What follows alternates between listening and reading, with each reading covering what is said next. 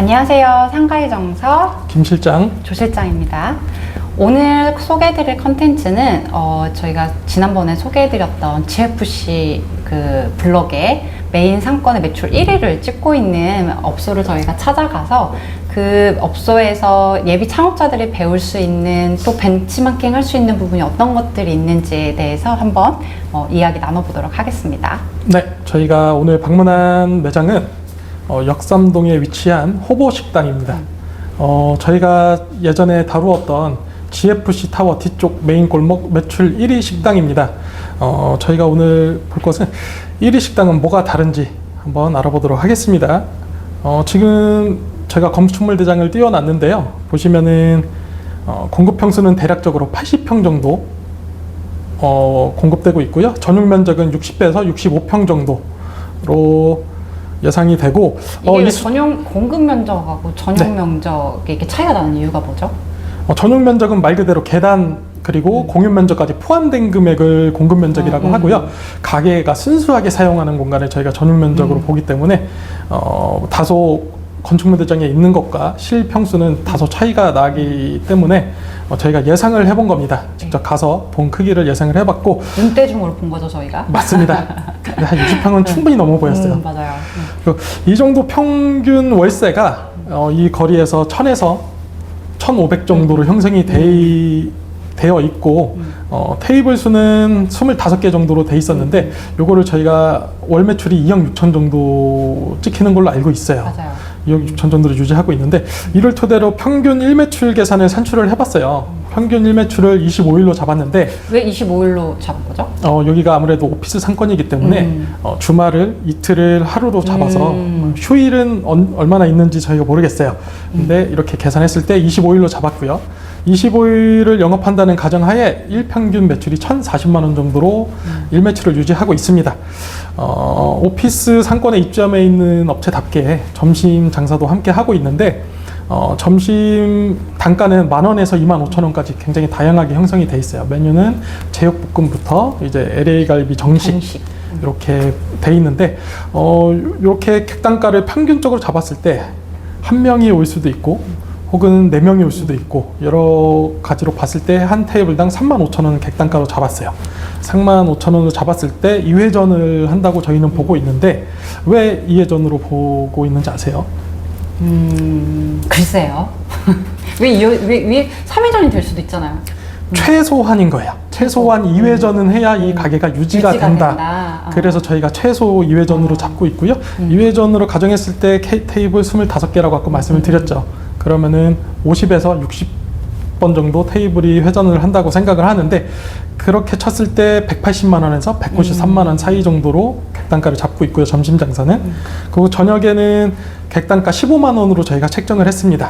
역시나 이것도 뭐 2명일 수도 있고 뭐 4명이 올 수도 있기 때문에 여기가 메뉴가 사실 굉장히 다양하고 가격대도 다양하다 보니까 뭐 대략적으로 저희가 한번 산출을 해서 그냥 평균 한 15만 원 정도 선이다라고 예상을 하고 한번 이걸 매출을 한번 예상을 해본 거라고 생각하시면 됩니다. 맞습니다. 15만 원씩 잡고 2회로 2회전 정도 한다고 생각했을 때 60테이블 잡고 900만 원으로 저희가 계산이 됐어요. 그러면은 점심과 저녁 합계로 했을 때 1,000에서 1,100만 원 사이로 매출을 예상해 볼 수 있고요. 그 밖에도 직원 월급과 월세 그리고 부자재비를 제외하고 꽤 많은 순수익을 남길 거라고 예상은 하는데 저희 예상입니다. 다 예상이에요, 여러분. 그렇게 이렇게 많은 매출을 꾸준히 유지를 하고 있고 2000년도에 오픈을 한 매장이기 때문에 2020년. 20년. 2020년. 네, 2020년도에 생긴 업체이기 때문에 4년간 꾸준히 유지를 하고 계시거든요, 매출을.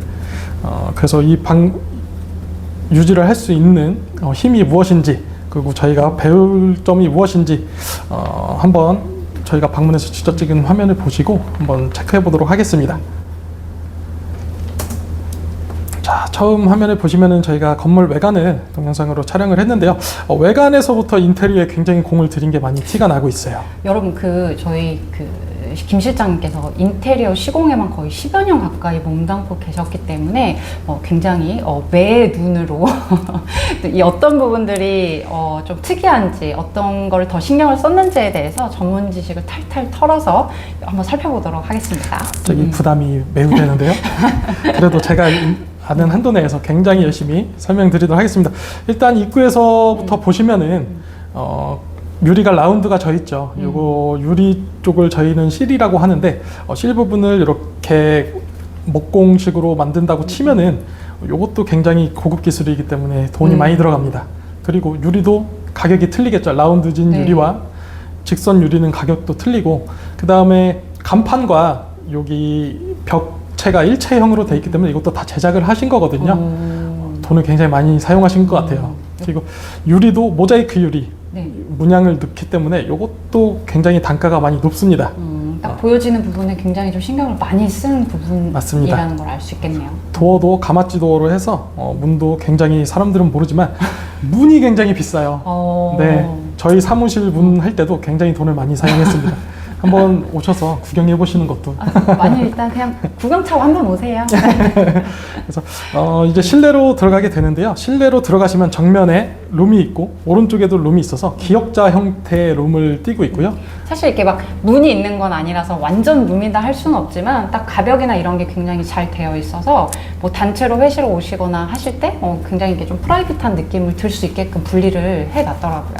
맞습니다. 그리고 요즘은 잘 하지 않는데 요 덕트를 요즘에는 노출로 많이 하고 있는데 석고로 마감을 하셨어요. 요것도 석고로 마감을 할 때 요 구멍에 맞춰서 재단을 또 해줘야 하기 때문에 이것도 인건비에 굉장히 소비가 많이 되기 때문에 신경을 많이 쓰신 거예요. 덕트도 많은데 맞습니다. 정말 여기에 좀 신경을 정말 많이 쓰셨나 봐요. 덕트도 그렇고 또 저기 되게 특이했던 게 저 네.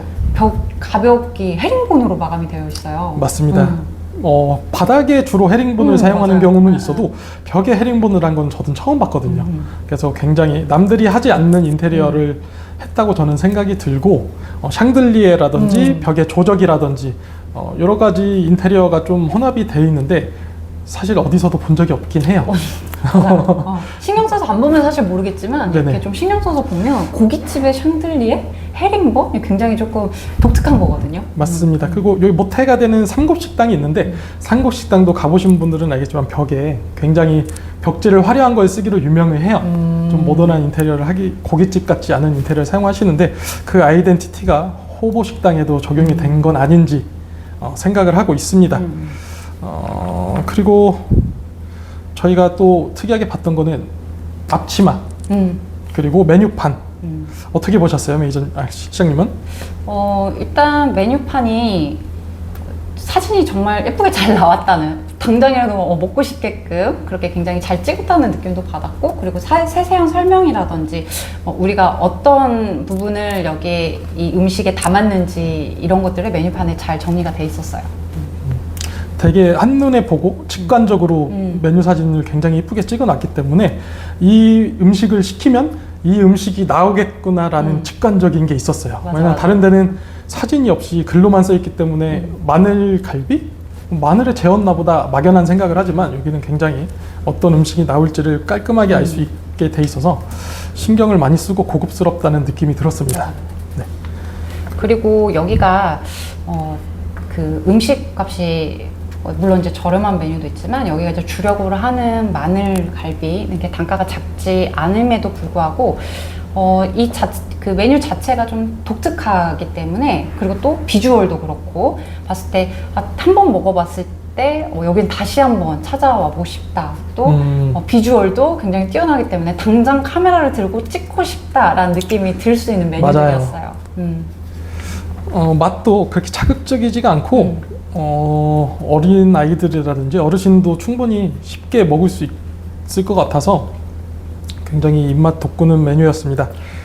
그리고 뭐 소스도 되게 다양했어요. 그래서 뭐 여기 이제 설명해 주셨던 게 바질 소스, 그다음에 표고 와사비 소스, 네. 올리브 소스, 그다음에 고추 절임 소스 다양하게 있었고 이거를 이제 구워주실 때 이제 어떻게 어떤 소스랑 어떻게 조합해서 먹는지에 대해서도 굉장히 친절하게 잘 설명을 해주셨거든요. 뭐 직원 교육이나 이런 것도 너무 서비스 정신이나 이런 거 굉장히 잘 교육이 되어 있다라는 느낌이 들었어요. 맞습니다. 소고기를 좀 많이 먹다 보면 질리잖아요. 그런데 소스가 다양하다 보니까 매 맞아요. 다른 소스를 찍을 때마다 새로운 고기를 먹는 느낌이고 굉장히 질릴 틈이 없이 즐길 수 있는 소스의 다양함들이 이 집의 큰 장점인 것 같아요. 맞아요.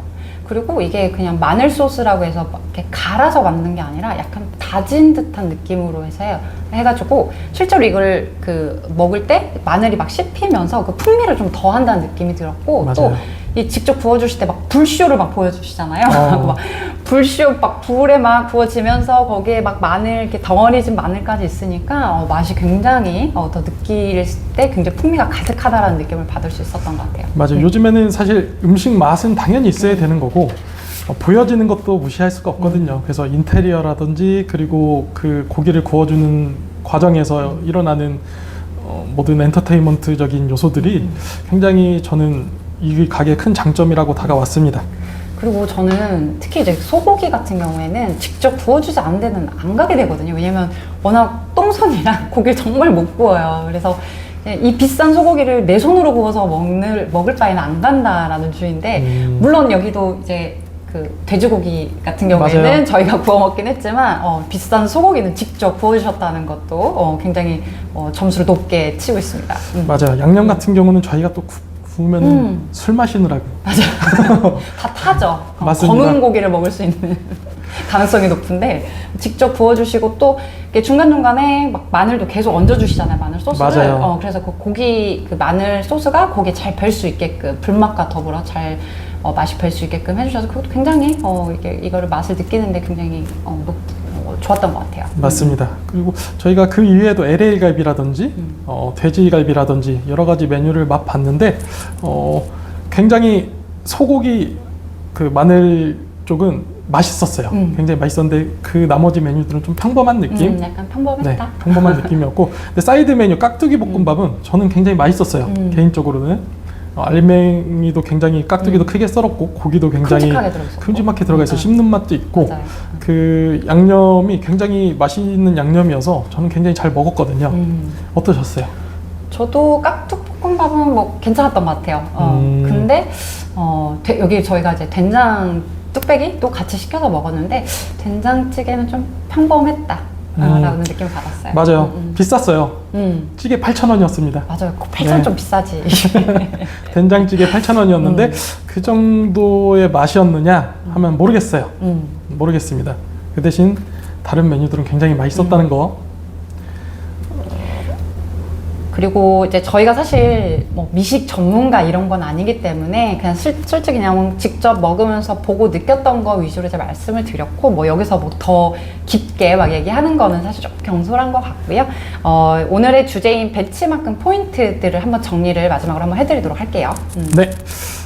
첫 번째 제가 벤치마킹을 해야 될 포인트라고 느꼈던 거는 당연한 말이지만 맛은 당연히 있어야 되고 남들이 안 하는 메뉴 남들과 차별화된 메뉴를 해야 되는 게 맞다고 생각을 합니다. 그 메뉴를 딱 봤을 때 아까 저도 실제로 여기 와서 그랬지만 바로 카메라를 들고 찍을 수 있을 만한 뭐 비주얼적인 부분, 시각적인 부분도 굉장히 중요한 요소라고 생각을 합니다. 맞아요. 요즘에는 손님들이 자체적으로 좀 뭐라고 해야 될까 홍보를 해주잖아요. 이쁜 식당에 가서 이쁜 메뉴들을 사진을 직접 찍어서 인스타라든지 여러 가지 자발적으로 광고 효과를 누릴 수 있게끔 광고를 해주시기 때문에 전 굉장히 중요하다고 생각합니다. 남들이 가고 싶은 곳, 자랑하고 싶은 곳이 돼야 된다고 생각을 하기 때문에 그래서 인테리어라든지 메뉴, 보여주는 엔터테인먼트적인 요소들이 굉장히 중요하다고 생각을 합니다. 그리고 화장실도 굉장히 중요하다고 생각을 하는데 저는 사실 어디 음식점을 갔는데 여기가 남녀 분리가 아니고 뭐 같이 쓰는 데라든지 또 너무 지저분하다든지 이러면은 사실 다시는 가고 싶지 않거든요. 맞아요. 여기 역시 잘 되는 매출 1위 식당답게 남녀 딱 구분되어 있는 화장실이 있었고 또 화장실도 널찍하니 깨끗하고 괜찮았던 것 같아요. 화장실이 굉장히 중요하죠. 남자들도 여자랑 같이 쓰는 곳 들어가기 불편하고 여자들도 불편하기 때문에 굉장히 중요한 요소로 생각을 하고, 제가 생각한 또 세 번째, 여기가 발렛 파킹이 돼요. 이것도 굉장히 중요한 요소라고 생각을 하거든요. 주차가 편해야 된다고 생각을 합니다.